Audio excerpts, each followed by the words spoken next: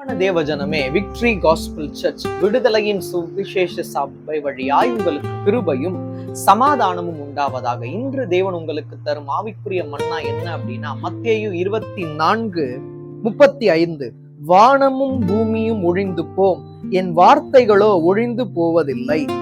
நல்லா புரிஞ்சுக்கோங்க, வானமும் பூமியும் ஒரு நாள் ஒழிந்து போகும், ஆனால் அவருடைய வார்த்தை ஒரு நாளும் ஒழிந்து போகாது. அதனால வானத்தின் மேல் நம்பிக்கை வைக்காதீங்க, பூமியின் மேல நம்பிக்கை வைக்காதீங்க.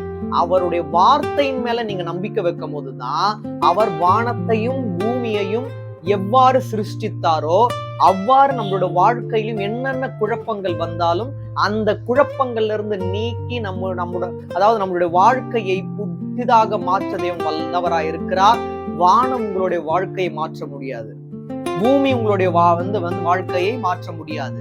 ஆனா அவருடைய வார்த்தை தான் உங்களுடைய வாழ்க்கையை மாற்றும். அதனால் வானம் ஒரு நாள் ஒழிந்து போகும், பூமி ஒரு நாள் ஒழிந்து போகும், அவருடைய வார்த்தை ஒரு நாளும் ஒழிந்து போகாது.